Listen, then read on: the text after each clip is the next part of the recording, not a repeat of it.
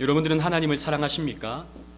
너무나도 많이 들었고 너무나도 중요한 질문이지만 우리는 이 질문 앞에 솔직해져야 됩니다. 여러분들은 하나님을 사랑하십니까? 저는 지금 여러분들이 교회를 다니고 있는가를 묻는 것이 아닙니다. 하나님을 사랑하느냐고 묻는 것입니다. 저는 지금 여러분들이 하나님을 위해서 어떤 일을 하고 있는가를 묻는 것이 아닙니다. 하나님을 사랑하고 있는가를 묻고 있는 것입니다.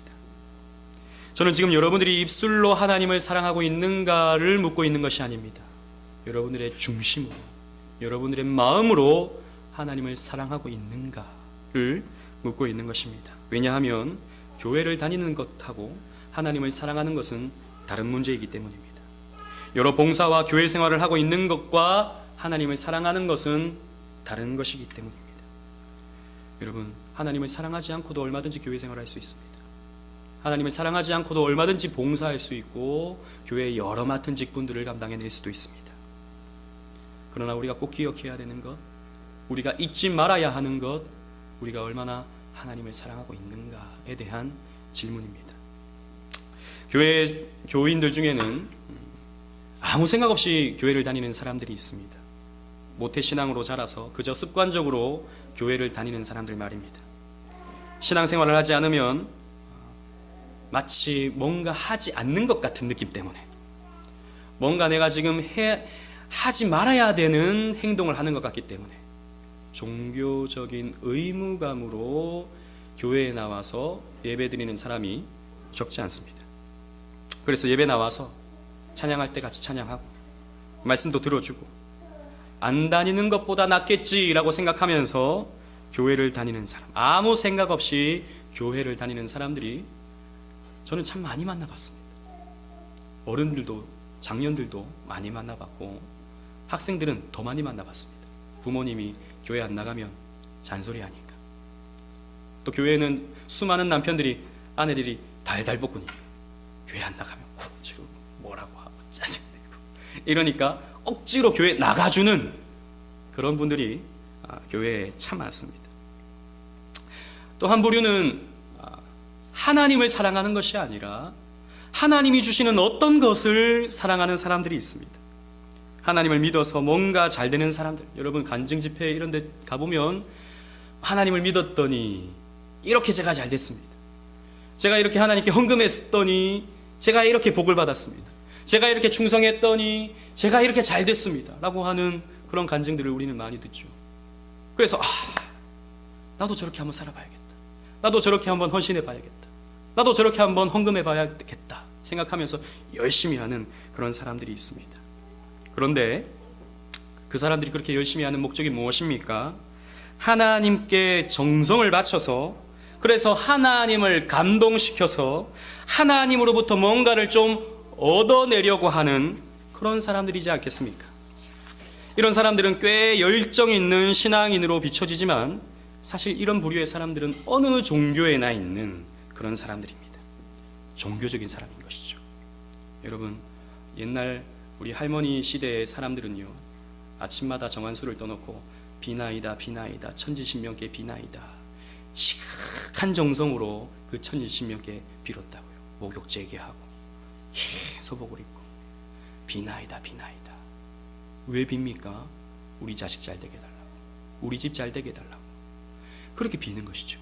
여러분, 이것과 하나님이 주시는 그 어떤 것을 구하기 위해서 하나님을 섬기려고 하는 사람과 무엇이 다릅니까?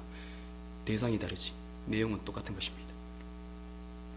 또 다른 종교, 꼭 그런 천지신명뿐만 아니라 대부분의 다른 종교는 그런 식으로 신을 감동시켜서 신으로부터 뭔가를 얻어내려고 하는 그런 자세인 것입니다.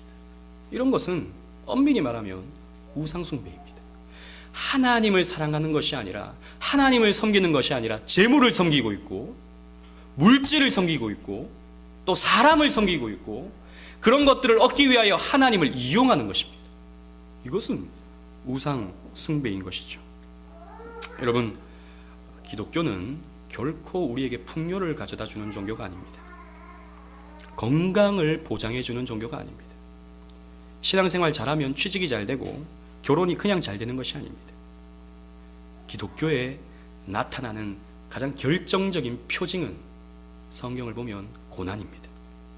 빌립보서 1장 29절은 이렇게 말씀하고 있습니다. 그리스도를 위하여 너에게 은혜를 주신 것은 다만 그를 믿을 뿐 아니라 또한 그를 위하여 고난도 받게 하려 함이라. 우리에게 은혜를 주실 때 반드시 하나님께서 우리에게 주시는 것은 물질적 풍요가 아니라, 건강이 아니라 고난이다 라고 성경은 우리에게 말씀하고 있는 것입니다. 그러므로 하나님으로부터 뭔가를 얻어내려고 하는 사람은 결국 실망하게 되어 있습니다. 내가 열심히 해서 뭔가 좀 하나님으로부터 뭔가 받아봐야지, 저 사람은 저렇게 잘 됐는데 나도 한번 저렇게 해봐야지, 실망합니다. 이런 사람들이 나중에 이렇게 말한다고. 내가 얼마나 열심히 했는데, 내가 얼마나 열심히 헌금했는데, 내가 얼마나 열심히 기도했는데 왜 하나님은 나를 외면하시는가, 왜 하나님은 내 기도를 들어주시지 아니하시는가, 이렇게 불만을 갖게 되어 있는 것입니다. 이런 불만을 갖게 될 때 이 땅의 수많은 거짓 목사들, 거짓 교사들은 이렇게 말합니다. 네 기도가 부족해서 그래, 네 열심이 부족해서 그래, 이런 식으로 그 사람들의 종교심을 부추깁니다. 그러나 여러분, 이런 말들은 무당이 하는 말과 똑같습니다. 정성이 부족해, 정성이 부족하니까 안 된 거야, 열심이 부족해서 안 된 거야, 기도가 부족해서 안 된 거야, 네 충성이 부족해서 안 된 거야. 이 말과 무당이 하는 말은 별 차이가 없는 것입니다. 그것은 우상 숭배인 것입니다. 또 교회의 한 부류는 하나님을 사랑하는 것 같지만 결국에는 자기를 사랑하는 사람들이 꽤 많이 있습니다. 교회를 열심히 다니고 교회를 앞장서서 많이 하는 사람들 중에는 이런 사람들이 많이 있습니다. 교회 안에서 자기 칭찬과 자기 영광에 도취되어 있는 사람들 말입니다. 이런 사람들은 일을 많이 합니다. 일도 하고 저 일도 합니다. 몇 가지의 일을 합니다. 헌금도 힘있게 합니다. 기도도 많이 합니다. 그러면서 사람들의 칭찬에 목말라 합니다. 우와, 믿음 좋다. 아, 존경스러워요. 너무 훌륭해요. 저도 닮고 싶어요. 본받고 싶어요. 이런 말을 듣게 될 때 자기도 모르게 묘한 쾌감에 빠지게 됩니다. 여러분, 그런 쾌감 느껴보신 적이 있으십니까? 교회 다니시면서 너무 훌륭해요, 너무 존경스러워요, 너무 그 영혼이 아름다워요, 이런 말을 듣게 되면요, 우리는 그 칭찬에 더 갈급해지게 됩니다. 이것은 하나님을 위해서 하는 것이 아닌 자기를 위한 헌신으로 가게 되어버리고 마는 것이죠. 사실 이 땅에 이런 칭찬과 존경을 받고 싶은 욕구는 모든 사람들이 갖는 욕구입니다. 저도 칭찬받는 거 좋아합니다. 가능하면 저에게 질책보다는 칭찬을 좀 많이 해주시길 바라요. 저도 칭찬받는 거 좋아합니다. 그러나 칭찬의 위험성이 분명히 있습니다. 왜냐하면 이 칭찬은 하나님을 사랑하도록 우리를 이끌어가지 못하고 결국 하나님과 믿음을 이용하여 자기의 성을 쌓고 자기의 영역을 확대하려고 하는 더러운 교만병으로 우리를 이끌어갈 수 있기 때문입니다. 그래서 충성도, 봉사도, 헌신도 결국에는 자기 칭찬 때문에, 어떻게 이렇게 헌신하십니까? 어떻게 자기를 이렇게 다 비우십니까? 이런 말에 고무되어 가지고 자기 영광을 위하여 그렇게 헌신하는 척하게 되어 있는 것입니다. 또 교회 한 부류 가운데서는 하나님을 사랑하는 것 같으나 불만과 불평 속에 신앙생활하는 사람들이 있습니다. 하나님이 주시는 은혜의 기쁨을 누리기는 하나 교회 다니면요, 많은 제약들이 있죠. 이것 하지 마라, 이것 해라, 이런 것들이 굉장히 많습니다. 특히 저희 교회는 고려교단입니다. 고려파의 뿌리를 갖고 있는 그런 교회입니다. 그러다 보니까 좀 보수적인 부분들이 분명히 있습니다. 저는 어릴 때부터 그런 강요를 많이 받고 자랐습니다. 주일날 돈 쓰면 안 된다. 그리고 이것 하라, 하지 마라, 이런 것들이 너무 많더라고요. 진리가 너희를 자유케 한다 그랬는데 자유케 하는 것이 아니라 진리가 우리를 속박하는 것 같았어요. 그래서 너무 갑갑하기도 하고 답답하기도 하고, 그래서 즐겁게 하지 못하고 억지로 하는 그런 것들이 저의 신앙생활 속에서 꽤 많이 있었습니다. 그러니까 하나님은 너무 크시고 하나님은 너무나도 높으신 분이기 때문에 거기에 비하면 우리는 너무나도 초라하고 약한 존재이기 때문에 그 힘 있는 하나님께 순종할 수밖에 없는, 원하지 않아도 하나님이 시키니까 억지로 하는 그런 마음으로 신앙생활하는 사람들이 교회 안에 꽤 많이 있습니다. 물어보면 기쁨으로 한대요. 물어보면 즐겁대요. 그런데 표정이 즐겁지가 않아요. 나중에는 못하겠대요. 이런 사람들이 교회 안에 꽤 많이 있습니다. 그런데 그런 사람들 가운데 또 이런 사람들이 있죠. 온전히 순종하지 않기 때문에 얻는 그 갈등 속에서의 얻는 불안. 무슨 말이냐면 신앙생활 하다 보면 신앙은요, 우리에게 올인을 요구합니다. 온전한 것을 요구합니다. 요만큼을 요구하지 않습니다. 전부를 요구하십니다. 우리는 온전한 순종을 하나님께 해야 되는 것이죠. 그런데 온전한 순종을 하기에는 우리는 너무나도 힘이 듭니다. 여러분 그렇게 살아보셨습니까? 하나님 말씀에 온전히 순종하려고 살아보셨습니까? 힘이 드니까 한 발은 내 생각에 발을 두고 한 발은 하나님 말씀에 두고 그 경계를 왔다 갔다 하는 것이죠. 그러면 거기서 얻게 되는 갈등 속에서 혼란함이 우리에게 있는 것입니다. 그래서 만족도 없고 그렇다고 불만을 갖는 것도 아닌 애매한 상황 속에서 신앙생활하는 사람들이 꽤 많이 있는 것이죠. 그러나 아까도 말씀드렸다시피 이렇게 영적 양다리를 걸치는 것은 하나님을 사랑하는 것처럼 보이지만 결코 하나님을 사랑하는 것이 아닙니다. 그것도 결국에는 자기 유익과 자기 판단을 위해서 그렇게 결정하고 살아가게 됨으로써 온전한 기쁨을 누리지 못하죠. 불만만 계속 쌓여가는 것이죠. 기쁨 없이, 즐거움 없이 헌신하고 봉사하고 억지로, 하나님은 너무 크신 분이기 때문에 순종할 수밖에 없는, 혹시라도 내가 반항했다가는 혹시 내가 해를 당하지 않을까, 이런 마음으로 교회 생활하는 사람들 꽤 많이 있는 것입니다. 제가 앞에서 말씀드렸던 이런 부류의 사람들은 하나님을 사랑한다고 말할 수가 없을 것입니다. 이런 부류의 사람 속에 혹시 저와 여러분들이 있는 것은 아닌지 생각해 봐야 되는 것입니다. 오늘 우리가 읽었던 본문의 말씀은 다윗의 시편입니다. 하나님을 뜨겁게 사랑했던 다윗입니다. 여러분 잘 알다시피 다윗은 완벽한 인물이 아니었습니다. 다윗은 사람이 지을 수 있는 가장 무서운 죄를, 극악한 죄를 다윗은 저질렀습니다. 이 시편을 짓기 전에는 여러분들이 잘 아시는 밧세바를 범하는 죄를 지어서 하나님께로부터 책망과 징계를 받았던 사람입니다. 그러는 중에 이 다윗은 자기의 아들이었던 압살롬의 추격에 의해서 도망을 가는 그런 신세를 맞이하게 되었죠. 이 시편을 짓게 되는 이 순간 속에서도 징계의 연속으로서 이 아들 압살롬의 구테타로 도망을 가는 비참한, 답답한, 억울한 그런 상황 가운데 있었습니다. 여러분 생각해 보십시오. 아들에게 배신을 당했어요. 자기가 사랑하는 아들이었습니다. 가장 추켜 세워주는 그런 아들이었습니다. 그런데 그 아들이 자기를 죽이겠다고, 그래서 자기가 왕이 되겠다고 지금 달려들고 있는 것입니다. 맨발로 도망치는 그 비참함 속에서 다윗은 오늘 이 시편을 노래하고 있는 것입니다. 인생의 가장 밑바닥에서 거짓골입니다. 그런 거짓골로 도망치고 있는 상황 속에서 자신이 가장 사랑하는 아들이 자기를 죽이겠다고 쫓아오는 상황 속에서 그는 하나님을 향한 사랑을 이 시편을 통해서 노래하고 있는 것입니다. 여러분 오늘 말씀을 보십시오. 이 11절 말씀이 시작할 때 그러나 라고 되어 있습니다. 그러나, 참 중요한 말입니다. 다윗은 아무리 봐도 원망과 불평이 나와야 당연할 것 같습니다. 하나님으로부터 짜증을 내는 것이 오히려 당연해 보이기도 합니다. 그러나 다윗은 원망하지 않습니다. 좌절하지 않습니다. 그의 인생은 밑바닥으로 떨어졌지만 하나님으로부터 불평하지 않았습니다. 자기 인생을 포기하지도 않았습니다. 극단적인 선택을 하지도 않았습니다.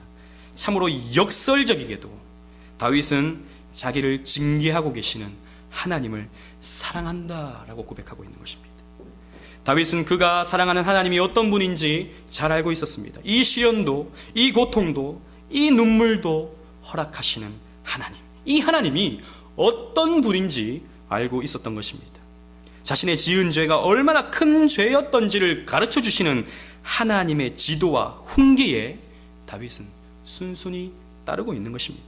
그래서 하나님께 모든 것을 지금 맡겨드리고 있는 것이죠.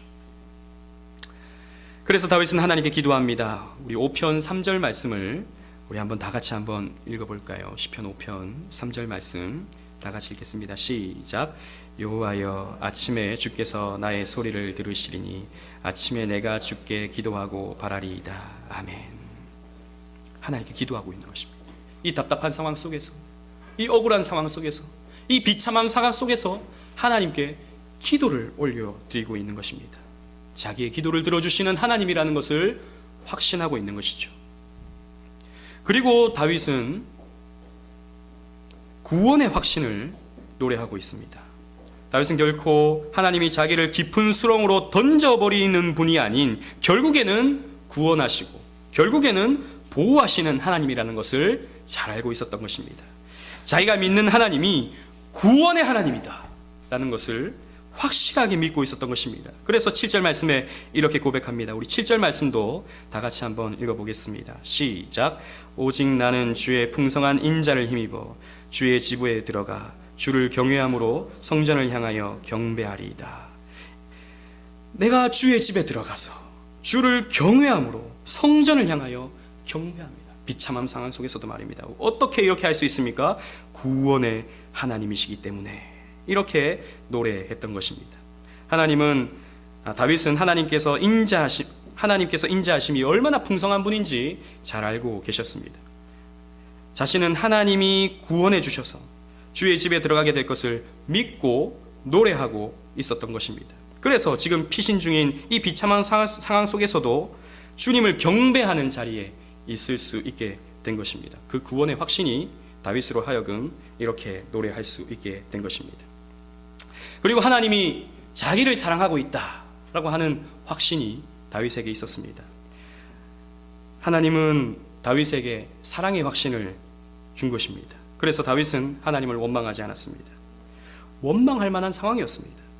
밧세바를 범한 죄는 큰 죄였지만 그 죄로 인해서 이렇게 큰 고통을 당해야 하는가? 내가 이렇게 아들에게까지 이렇게 어려움을 당해야 하는가? 라고 생각하면 원통하기도 또 원망스럽기도 했을 것입니다. 그러나 다윗은 원망하지 않았습니다. 불평하지 않았습니다. 당연히 받아야 하는 하나님의 징계였다라고 생각했습니다. 그 징계 뒤에 자기는 더 거룩해질 수 있고 성숙해져 있을 것이라는 자신의 모습을 그렸던 것입니다. 그래서 하나님이 고맙고 감사했던 것입니다. 그래서 다윗은 이렇게 노래합니다.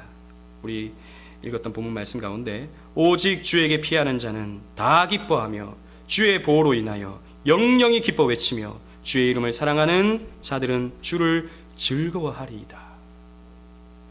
하나님이 나를 사랑하신다. 주의 이름을 사랑하는 자들을 주를 즐거워한다. 나에게 이 사랑이 있다 라고 하는 이 확신이 다윗으로 하여금 기쁨을 얻게 했던 것입니다. 여러분, 신앙이라는 것은 결코 우리가 하나님을 감동시키는 것이 아닙니다. 물론 하나님은 우리에게 은혜를 주시고 우리를 감동시키십니다. 그러나 그 전에 먼저 선행돼야 되는 것이 있는데 그것은 바로 하나님으로부터 우리가 먼저 감동을 받아야 되는 것입니다. 우리가 하나님 사랑하기 전에 하나님이 우리를 먼저 사랑하셨어요. 하나님이 십자가에서 나타내신, 십자가에서 완성하신 그 사랑을 우리에게 미리 보여주셨습니다. 그 감동이 우리에게 있을 때 우리는 헌신도 할 수 있고 또 봉사도 할 수 있고 진정한 예배를 하나님께 올려드릴 수 있는 것입니다. 그것 없이 의무감으로 아무 생각 없이 복 받으려고 하나님이 무서워서 억지로 하는 그런 봉사와 헌신과 예배는 결코 하나님을 사랑함으로 드리는, 하나님이 받으시는 예배와 신앙생활이 아닌 것입니다. 그래서 신앙은 하나님을 감동시키는 것이 아닌 하나님으로부터 우리가 먼저 감동받아야 하는 것입니다. 다윗은 지금 하나님을 위해 뭔가를 하려고 하지 않습니다. 여러분 시편 말씀을 보십시오. 내가 뭘 하겠다, 내가 하나님께 뭘 드리겠다, 하나님으로부터 내가 뭔가를 해야겠다라고 말하지 않습니다. 구원하시는 하나님으로부터 감동을 받고 있습니다. 성경은 구원이 우리의 됨됨이와 노력이 아닌 오직 하나님의 주권과 은혜로 되어진다고 말씀하고 있습니다. 모세는 홍해를 눈앞에 두고 있던 이스라엘 백성들에게 이렇게 말씀하고 있습니다. 출애굽기 14장 13절에 모세가 백성에게 이르되 너희는 두려워 말고 가만히 서서 여호와께서 오늘날 너희를 위하여 행하시는 구원을 보라. 여러분, 우리가 할 수 있는 것은 가만히 서는 것입니다.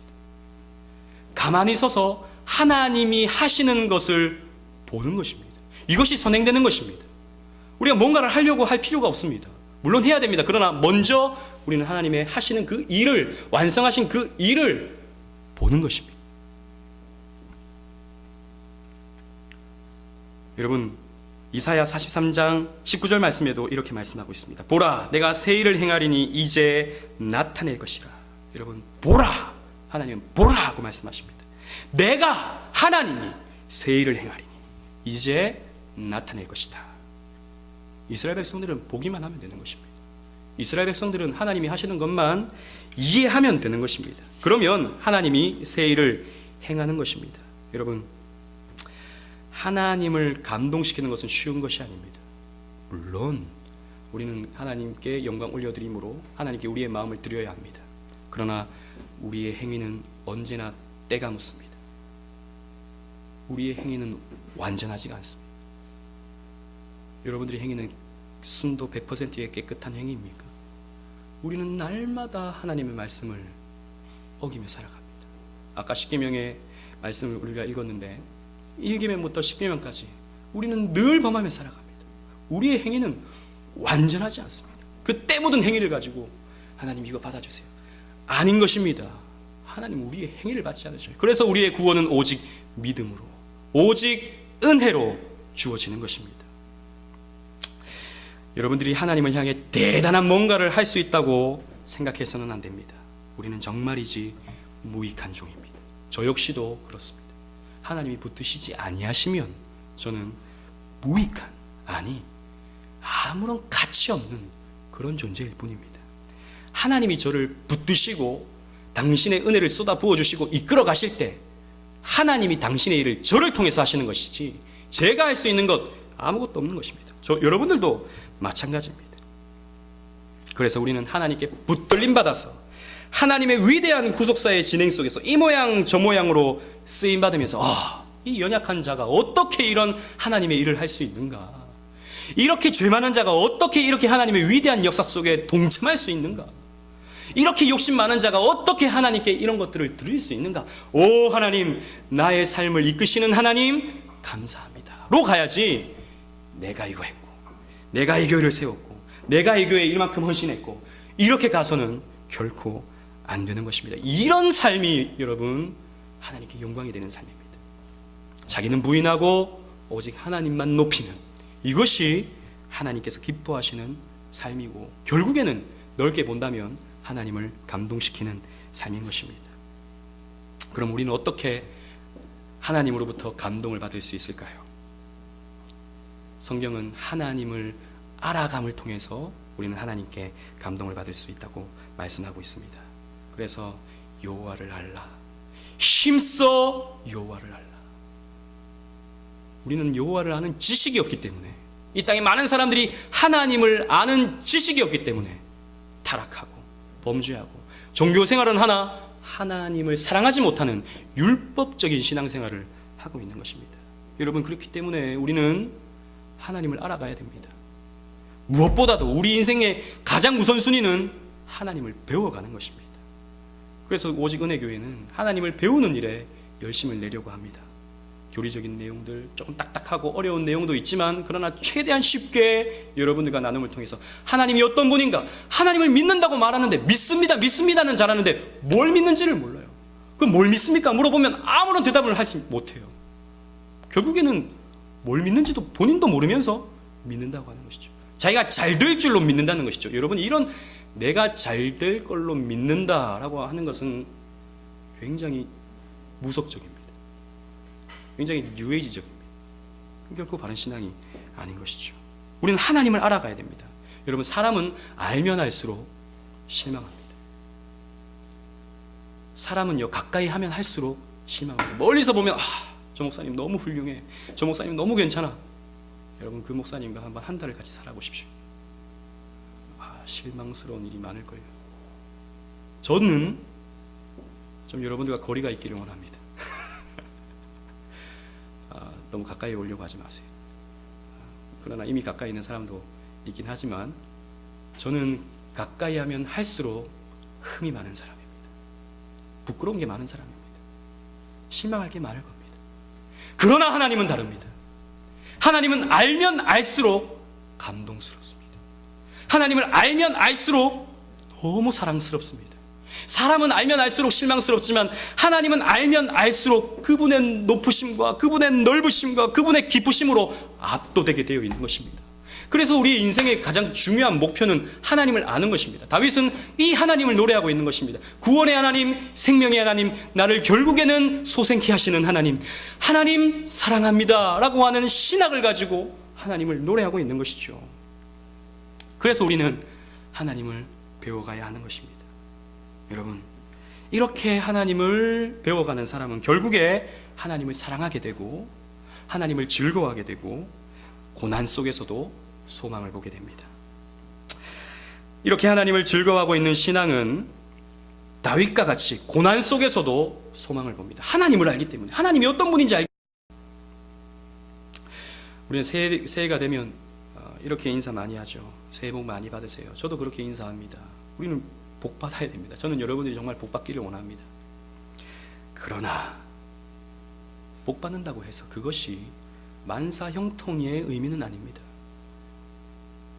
육신의 아픔이 찾아오고 물질의 문제가 찾아오고 인간관계와 또 가족 안에 그런 불화가 우리의 인생에 늘 찾아옵니다. 그것 때문에 우리는 괴롭다고요. 분명한 것은 제가 예언컨대, 저는 예언하는 목사는 아니지만 성경 말씀을 통해서 예언컨대 우리가 아무리 신앙생활 잘해도, 우리가 아무리 하나님께 헌신해도 우리는 또 아픔이 찾아오고 또 고민하고 또 힘들어야 할 일들이 계속해서 찾아옵니다.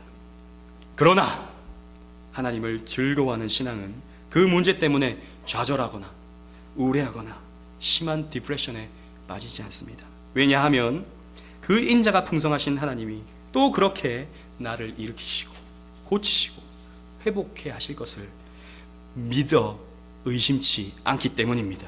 그래서 하나님을 즐거워할 수 있게 되고, 그래서 하나님을 기뻐할 수 있게 되고, 하나님께 감사할 수 있는, 범사에 감사할 수 있는, 좋은 일이든 나쁜 일이든 슬픈 일이든 기쁜 일이든 감사할 수 있게 되는 것입니다.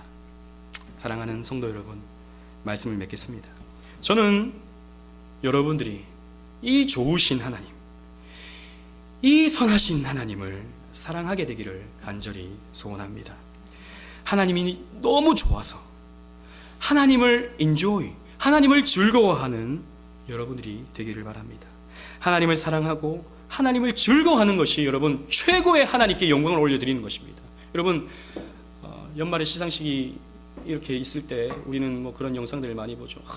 큰 상 받고 이 모든 영광 하나님께 드립니다. 예, 굉장히 아름다운 모습입니다. 아주 선한 모습입니다. 그러나 그때만 하나님이 영광 받으시는 거 아니거든요. 그럼 상 못 받으면 하나님이 영광 받으시지 않습니까? 우리는 별로 상 못 받잖아요.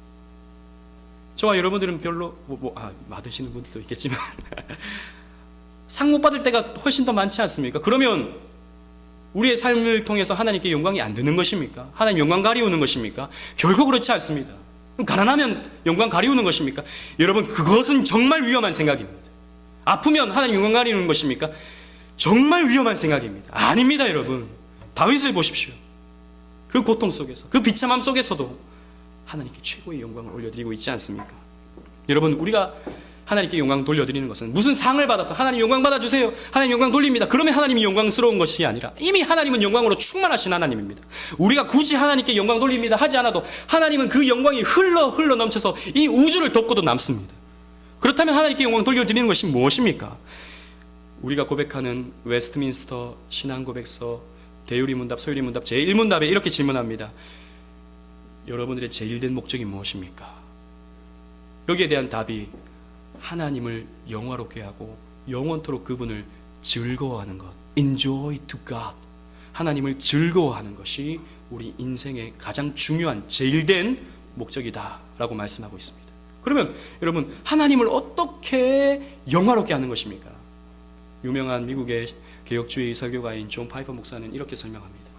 하나님을 즐거워할 때, 하나님으로 즐거워할 때, 와, 하나님이 내 삶에 이런 것을 주셨어. 하나님이 내 삶에 고통을 주셨지만 하나님은 결국엔 나의 삶을 선한 길로 인도해 주실 거야. 이 믿음 가지고 하나님을 즐거워할 때, 그러나 하나님은 날 포기하지 않으시고 하나님은 결국엔 날 지키시고 결국엔 하나님께서 내 삶을 옳은 길로 선한 길로 인도하실 거야. 이 믿음 가지고 하나님을 즐거워할 때, 고통 속에서도 아픔 속에서도 그 하나님을 찾을 때 하나님은 최고의 영광을 받으신다. 하나님은 그때 영화롭게 되신다. 그렇게 설명하고 있습니다. 여러분, 혹시 여러분들의 삶이 어렵지 않습니까? 혹시 여러분들의 삶이 많은 답답함 속에 있지 않습니까? 고민 속에 있지 않습니까? 그때 이 소망의 하나님을 바라보십시오. 그리고 그 소망의 하나님께 여러분들의 필요를 아뢰십시오. 그리고 그 하나님이 여러분들의 삶을 반드시 선한 길로, 의의 길로 인도해 주신다는 것을 믿어 확신을 가지십시오. 그때 하나님은 영광을 받으시는 것입니다. 여러분, 우리의 믿음이 언제 드러납니까? 좋을 때, 잘 될 때, 하나님 감사합니다, 이건 누구나 할 수 있습니다. 그러나 아플 때, 가난해졌을 때, 답답함이 찾아왔을 때 하나님 감사합니다 하는 것은 쉽지 않습니다. 그러나 그때가 바로 하나님이 최고의 영광을 받으시는 때입니다. 여러분들의 삶을 통해서 하나님을 즐거워하고 그 즐거워함으로 하나님께 영광을 올려드리시는 저와 여러분들이 되시기를 주님의 이름으로 축원합니다.